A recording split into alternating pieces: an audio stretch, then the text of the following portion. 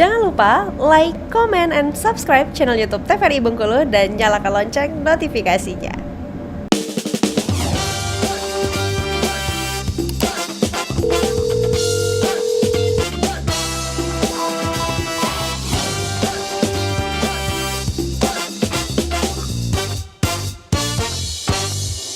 Terima kasih pemirsa, Anda masih setia bersama kami di Dokter Kito, bersama kita sehat. Kita masih membahas tema yang sama hari ini mengenai vertigo, masih bersama Dr. Junia dan juga Dr. Elsa. Ini dokter, kita masih membahas mengenai vertigo ini dok ya. Kalau Dr. Junia, pengalaman pribadi nih dok di tempat prakteknya, itu kalau untuk vertigo ini yang paling banyak sejauh ini, yang dokter tangani itu di range umur berapa biasanya dok? Oh, di range umurnya itu kalau yang saya tadi beda-beda ya Randy ya. Kebetulan yang saya temui itu di range umur 20 sampai 60 ada. Itu nggak bisa di bagian umur berapa, tapi range itu cukup tinggi kejadiannya. Tapi kalau yang paling banyak jenisnya dok, vertigo jenis apa nih dok? Paling banyak itu yang BPPV karena perubahan posisi itu paling banyak sekali. Apakah ada temu yang lain? Ada 1-2 kasus, Meniere, labirinitis itu ada. Tapi 1-2 kasus yang akhirnya tidak kita tata laksana sendiri, pasti akan kita rujuk sih kalau udah ketemu yang selain BPPV. Ini yang kerap kali menjadi pertanyaan gitu dok ya, apakah vertigo ini ada keturunan ya, faktor genetiknya? Karena kan mikir, oh kalau orang tua aku kena, jangan-jangan aku juga bakal kena juga nih. Kalau dari vertigo ini ada nggak sih dok faktor genetiknya? Gitu. Sama seperti vertigo kan gejala, sama seperti demam. Jadi gejalanya itu tidak dipengaruhi oleh faktor genetik. Tapi kalau penyakit penyebab vertigo bisa jadi dipengaruhi oleh genetik. Misal vertigo sentral ya yang ada akibat tumor misalnya. Ya kalau ada keluarga dengan keganasan, tumor itu bisa jadi anaknya resiko tumor atau diabetes begitu pula. Tapi gejala vertigonya sendiri tidak dipengaruhi oleh genetik. Oh, berarti kalau vertigonya nggak ada tapi penyakit penyebabnya tadi ada dok ya? Itu Ya, perlu kita waspadai pemirsa di rumah tentunya. Ya. Kita masih membahas lebih lengkap lagi dok ya dengan Dr. Elsa mengenai vertigo ini. Boleh lanjut lagi dok, kita dok di salin dianya. Lanjut ya. Nah, ini pemeriksaan fisiknya, terus kita masuk ke penegakan diagnosa. Jadi sebenarnya banyak ya pemeriksaan-pemeriksaan untuk yang vertigo ini. Karena dia keseimbangan, biasanya yang diperiksanya memang keseimbangan dari pasiennya. Yang pertama ada uji Romberg, sebenarnya ini banyak sekali sebenarnya.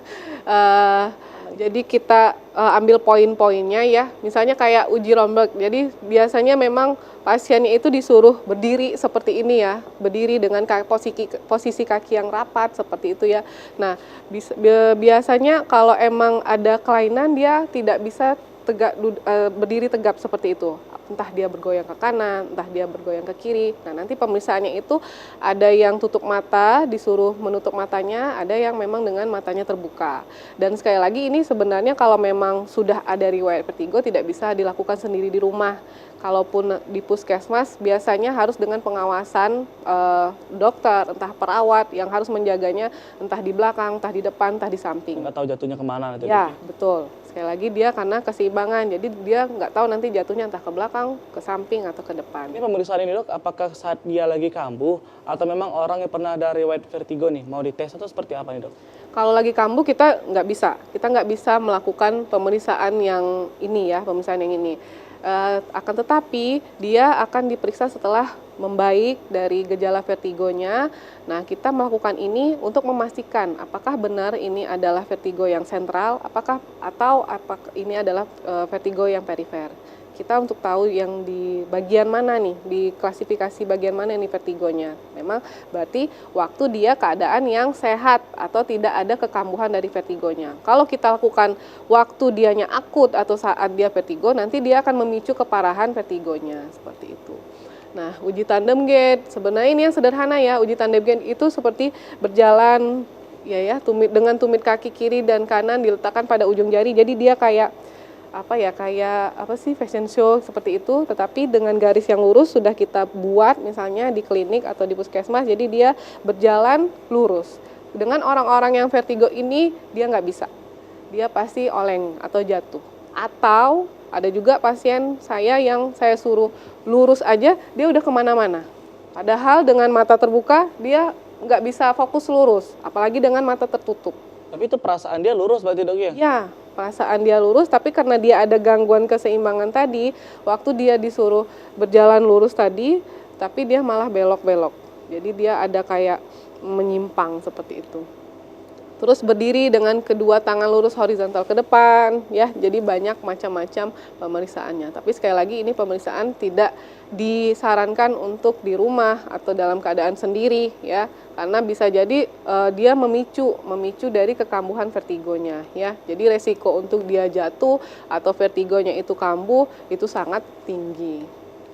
Nah, ini banyak ya, ada banyak lah pokoknya ini.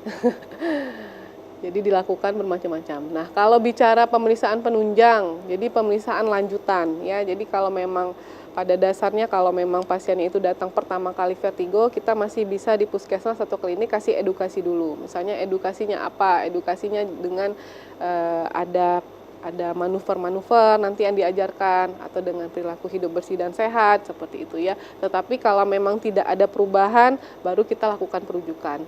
Nah, yang dirujuk biasanya yang dilakukan oleh tingkat spesialis meriksa lagi yang lebih detail untuk mengetahui penyebabnya, ya, penyebab pastinya. Ada pemeriksaan ronsen foto tengkorak, ada leher, ya, untuk memastikan apakah ada sesuatu di bagian tengkorak atau leher ini seperti itu, ya.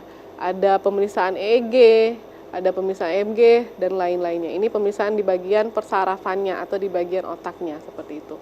Ada pemeriksaan CT scan dan lain-lainnya, ya. Ini sebenarnya pemeriksaan yang lebih lanjut lagi. Kalau memang belum diketahui pasti penyebab dari vertigonya. Nah, ini ya, ada terapi simptomatik. Jadi berdasarkan gejalanya ada terapi rehabilitatif. Nah, ini yang nanti yang akan diajarkan, ada manuvernya, ada manuver Brenderov sama manuver Epley. Terus terapi kausalnya, terapi penyebabnya atau pembedahan yang dikatakan Dr. Junia tadi, entah dia memang ada penyebabnya karena tumor otak atau memang ada penyempitan atau benjolan yang menyebabkan peredaran darah tidak lancar, terus oksigenasi ke otak yang tidak lancar, seperti itu, ya. Itu akan diberikan terapi sesuai dengan penyebabnya. Kalau untuk obat-obatannya, ya, dia sejenis antihistamin dan kalsium antagonis, ya. Mungkin ini nice to know aja juga untuk pemirsa TVRI di rumah, ya. Nah, ini untuk obat-obatnya, tapi kayaknya kita tidak perlu untuk membahas ini, ya. Takutnya nanti habis dari sini langsung beli obat. Seperti itu. Nah, ini sih mungkin yang poin dari penata laksanaan atau rehabilitatif yang bisa sebenarnya dilakukan oleh pemirsa TVRI di rumah. Mungkin siapa ya? Mas Randy aja ya. Ini udah siap banget kayaknya. Mungkin boleh di sini, ya. Ini tidur duduk Iya. boleh. Di tengah? Oh, di Di tengah. tengah boleh. Sebenarnya Diperhatikan ya pemirsa, ya. ya harus diperhatikan, jangan Mas Randy-nya, tetapi gerakannya seperti itu. Jadi ini adalah penata laksanaan rehabilitatif, ya. Fungsinya apa? Fungsinya supaya untuk mencegah kekambuhan atau keseringan kekambuhannya, atau dia bisa mengurangi gejala vertigonya saat kambuh itu lumayan berkurang. Nah, seperti itu. Nah, biasanya yang akan diajarkan oleh dokter yang manuver ini yang bisa dilakukan secara mandiri di rumah, yang tidak begitu berbahaya juga untuk si pasiennya, ya. Yang secara simpelnya pasti sederhana ini gerakannya. Jadi sebenarnya kita butuh space yang agak lebar, yang agak luas, ya, bisa di tempat tidur atau mungkin di rumah ada matras seperti itu, ya. Jadi tempat yang memang tidak begitu tinggi atau yang memang posisinya datar seperti itu. Istilahnya sudah tergambar ya pemirsa di rumah mau ngapain nanti. Iya, di atas tempat tidur boleh, ya. Jadi memang posisinya biasanya itu berbaring dulu. Nah, Gimana? Langsung praktek nih, Dok? boleh. Bisa Berbaring? nggak? Kalau nggak miring aja. Miring aja gini ya? Seolah-olah berbaring. Udah praktek pemirsa ya. Ini berbaring seperti ini. Nah, posisi berbaring 30 detik. Jadi pakai stopwatch atau dihitung, ya. 30. Ini miring gini, Dok, posisi berbaring. Harusnya terlentang. Oh, berarti harusnya terlentang ya. Seperti tidur. Kalau pemirsa di rumah harusnya terlentang seperti ini. Nah, ya, terlentang jangan seperti miring itu, seperti ya. saya, Tapi karena kita space-nya nggak terlalu cukup, ya. Nah, posisinya ini terlentang, ya. Terlentang seperti ini 30 detik. 30 detik. Baru duduk. Duduk, Mas Randy. Duduk. Ya, duduk. Tapi kalau sebaiknya sih duduknya yang kakinya itu Ke depan, selonjoran. ke Nah, depan, selonjoran seperti itu, ya. Nah, duduk tegak selama 1 menit. Jadi tadi dengan berbaring 30 detik, Oh, berarti menyender gitu, Dok? Ya, maksudnya berbaring, duduk. Oh. Dari tadi kan berbaring nih, Berbaring. 30 Berarti detik. berbaring, Dok ya? Ya. Terus udah berdiri gini. Berdiri, duduk tegak, yaitu selama 1 menit ya. Nah ini bisa diulangi 3 siklus biasanya. Bisa mau diulangi ya, dengan demikian siklus ini membutuhkan waktu 2,5 menit ya. Berarti bolak-balik dari berbaring, langsung duduk lagi. Tapi pelan-pelan pasti, Dok ya? Jangan Selama tadi 30 detik terus naik sama lagi 1 pelan-pelan. menit. Baring lagi. 30 detik, 30 detik 30 detik, baru duduk lagi. 1 menit, menit, baring lagi. Baru berbaring lagi. Iya. Dengan posisi kepala yang lurus, dengan posisi kepala yang Baru lurus. begini, Dok ya? Nah, duduk yang tegak. Nah, seperti ini bisa dilakukan para pemirsa TPI di rumah. Nah, ya. Dan sangat baik dilakukan pada malam hari daripada pagi atau siang hari karena jika seseorang merasa pusing setelah latihan ini dapat teratasi sendiri dengan tidur seperti itu, ya. Oke, kita lanjut ya Mas Randy ya. Oh, masih ada lagi, Jangan Dok? pergi dulu. Ada lagi ya? Ini yang Brenderov ya. Yang Brenderov ini dia pas posisinya seperti ini Pinggir kursi, di tengah. di pinggir kursi. Di tengah. Nah, nanti dibilang sama pasiennya, diinstruksikan pasiennya, nanti posisi kepalanya itu dia miring 45 derajat. Gimana sih? Ya, 45 derajat. Nanti suruh pasiennya itu, dianya itu merebahkan dirinya ke Tiba-tiba. sebelah kanan. Jadi menolehnya 45 derajat ke kiri, merebahkan Ke kiri. ke kiri saya. Ke kiri Ran. Itu kanan. Ah. Ke kiri kan, melihat ke kiri, Oh, melihat ke merebahkan kiri. badannya Ke ke kanan. Oke. Berarti melihatnya ke kiri, merebahkan badan ke kanan ya? Detik ya. 30 detik deh. Ke 30 detik baru Duduk lagi. duduk lagi, balik lagi 45 derajat miring ke kanan. Miring ke rebahkan badan ke Anggap aja ini kiri. terebahkan ya pemirsa ya? Ya, Bukan anggap miris saja seperti saya ya. terebahkan. Rebah sampai datar kayak di gambar. Boleh. Nah, boleh diulangi ya, boleh diulangi atau mau diulang dalam sehari itu 3 sampai 5 kali. Disarankan sih 4 sampai 5 kali disarankannya. Nah, itu yang bisa dilakukan para pemirsa TVRI di rumah ya. Apakah boleh dilakukan orang yang belum pernah vertigo, Dok? Boleh, apalagi orang yang belum pernah vertigo. Karena kalau dalam teorinya juga sih kalau untuk yang terapi rehabilitatif ini juga untuk membuat keseimbangan kita itu lebih maksimal lagi. Nah, jadi boleh dilakukan dengan orang yang sama sekali belum pernah vertigo, boleh dengan orang yang sudah pernah vertigo dengan catatan tidak sedang kambuh vertigonya, dalam keadaan yang prima, sehat seperti itu ya. Jadi tidak ada pencetus atau malah nanti lagi mau vertigo dilakukan ini malah nanti vertigo beneran seperti itu lebih takutnya. Ini ada lagi, Dok? Ada lagi satu ada lagi. gerakan satu lagi. Satu lagi itu sebenarnya apa tadi Dok bahasanya Courtner Coxey. Courtner Coxey. Jadi para pemirsa TV di rumah pasiennya itu biasanya ya melihat lurus ke depan dan matanya aja tapi posisi kepalanya tetap lurus ke depan. Jadi lirikan matanya ke kanan ke kiri gitu Ren. Kanan ke kiri, kanan kiri. Ya. Nah, bisa diulangi 20 kali. Jadi 1 2 1 2. Ini, Dok ya? Ya, kiri Ini nggak kanan, pusing ya, kiri Dok ya? kanan. Nah, boleh juga dimodifikasi yang ke kiri ke kanan sama atas bawah. Jadi 20 kali kiri kanan, 20 kali atas bawah. Kayak kita posisi senam kepala berarti, Dok ya? Berarti gini. Nah, tapi kepalanya Diam. diam. Nah, yang kedua dimodifikasi dengan tangannya di depan Ren, Gini. satu aja di tengah, Begini. Ini. nah, di depan telinga seperti itu. Nah, posisi matanya di satu titik ini, tapi kepalanya yang miring ke kanan ke kiri Ren. Menoleh ke kanan ke kiri. Oh. Tapi matanya Begini, Dok, ya? tetap itu. Nah, bisa diulangi 20 kali juga. Oh, berarti mata pemirsa memang harus tetap stay di sini ya? Ya, Tapi hanya kepalanya kepalanya gini. yang menoleh ke kiri dan ke kanan. kanan. Terus lanjut ke atas bawah. Matanya situ, kepalanya yang Ini keberat ya prakteknya ya? Oke, memang sebenarnya sih edukasi atau pembelajaran ini nggak bisa cukup sekali, biasanya memang berulang. Besok pas kontrol, oke, Udah. boleh diulangi 20 kali. 20 kali. Jadi modalnya ada tiga tadi ya, ada 2 manuver, ada yang satu ini Cottoner Coxe dengan mata seperti itu ya, lebih ke mata sih, keseimbangan mata dan kepalanya. Oke, terima kasih. Udah boleh Mas kembali dok Edi. ya. Boleh Terima kasih kembali. juga dokter. Ini memang hal-hal sederhana tapi memang harus dipelajari oleh pemirsa di rumah tentu dok ya. Nah ini pencegahannya ya, jadi untuk pencegahannya bisa tidur dengan posisi kepala yang lebih tinggi ya, menggunakan bantal seperti itu ya. Terus bangunlah secara perlahan dan duduk terlebih dahulu. Sebenarnya yang pertama kali tadi, manuver yang play tadi ya, yang pertama kali tadi itu mengajarkan pasien supaya untuk dia bangun tidur itu dengan perubahan yang perlahan-perlahan. Mulai dari berbaring, duduk dulu sebentar ya biasanya, baru dianya berdiri. Berarti nggak salah selama ini kalau kita dok ya paling sering kalau habis bangun tuh melamun dulu dok ya. Tapi nggak boleh lama-lama Ren. Nah, cuman berapa tadi? Ada yang 30 detik berbaringnya, 1 menit duduknya. Udah boleh melakukan aktivitas. Yang salah tuh melamunnya sampai berjam-jam ini dok ya. Terus bernadia lagi gitu Iya, ya.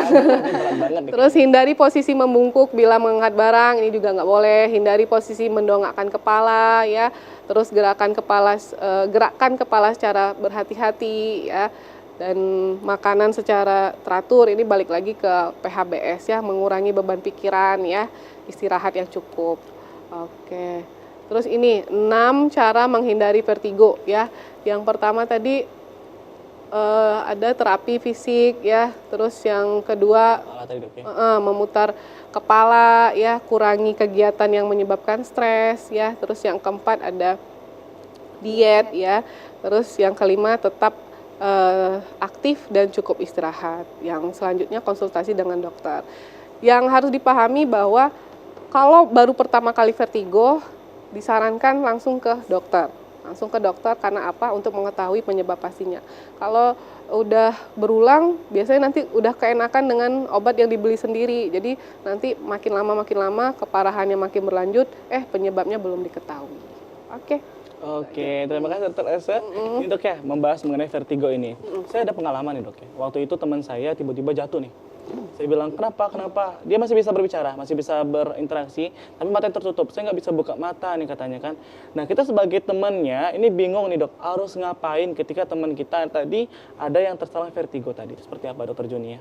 Oke, kalau memang ada serangan vertigo mendadak, itu kan jatuh ya. Kalau bisa amankan dulu lingkungan sekitarnya, karena pasiennya kan pertama tidak bisa membuka mata. Kenapa tidak bisa membuka mata? Bukan dia bisa buka mata, cuma kalau dia buka dia makin pusing, makanya dia berusaha tetap menutup matanya. Begitu. Kemudian kalau ada suara bising dimatikan, cahaya yang berlebihan dimatikan, jadi tidak ada hal-hal yang bisa memicu vertigonya semakin parah. Nanti kita usahakan vertigonya reda sendiri. Kalau memang dia sudah punya obatnya, kalau sudah memang jadwal minum obat, obatnya dikonsumsi begitu. Itu aja. Tapi banyak isu nih dok ya, katanya kalau kita menggunakan gadget secara berlebihan ya, apalagi kita sekarang kan banyak yang kerja di depan layar nih dok ya. Itu apakah memang juga menjadi penyebab dari vertigo ini dok? Oke, itu hubungannya ke mata. Saat kita penggunaan gadget, jarak pandang kita, kemudian cahaya yang berlebih dari gadget, kalau jarak pandang mungkin nanti pengaruhnya ke itu ya visus penglihatan. Orang dengan visus tertentu itu juga berisiko untuk mengalami vertigo. Kemudian rangsang cahaya yang berlebihan, sinar dari layar handphone atau layar gadget itu bisa juga memicu rasa pusing. Kemudian rasa pusingnya kadang bisa menyerupai vertigo, bisa tidak. Begitu. Berarti seperti itu dok ya, memang harus berhati-hati lagi, apalagi kalau ada teman kita tadi, yang penting jaga jarak aman juga buat yang lain agar tidak berkerumun dok ya. Ini boleh terakhir terasa kesimpulan dok untuk materi kita hari ini. Oke, jadi untuk pemirsa TVRI di rumah harus lebih mengenal ya tentang vertigo, jangan juga selalu meremehkan, tapi juga tidak perlu dipanik, terlalu khawatir tentang vertigo ini. Jadi sudah ada pembelajaran hari ini tentang pencegahannya, tentang bagaimana cara menanganinya. Dan sekali lagi kalau memang ada kerabat terdekat, entah orang tua, entah suami, entah istri yang vertigo, harus lebih hati-hati. Yang pertama, mengendarai kendaraan ya, harus lebih hati-hati mengendarai kendaraan. Kalau memang tingkat kekambuhannya tinggi, sebaiknya tidak mengendarai kendaraan sendiri, karena balik lagi kalau dianya itu vertigonya yang manifestasinya itu tiba-tiba, jadi nggak ada yang namanya warning sign. Dia bisa tiba-tiba. Itu dok ya, terima kasih Dokter Juni dan juga Dokter Elsa hari ini dengan materi yang sangat luar biasa sekali tentunya ya. Dan untuk pemirsa di rumah mungkin tadi ada yang ketinggalan nih, apalagi tips-tips tadi untuk vertigo, pemirsa bisa saksikan tayangan ulang kita di YouTube kita di TVRI Bengkulu dan juga bisa dapatkan informasi terbaru kita di Instagram @tvri_bengkulu. Terima kasih pemirsa sudah menyaksikan Dokter Kito hari ini. Tentunya semoga tips-tips tadi bisa bermanfaat bagi pemirsa di rumah. Akhirnya saya Randy Supriyadi mewakili kerabat kerja yang bertugas. Mohon pamit undur diri. Terima kasih dan sampai jumpa.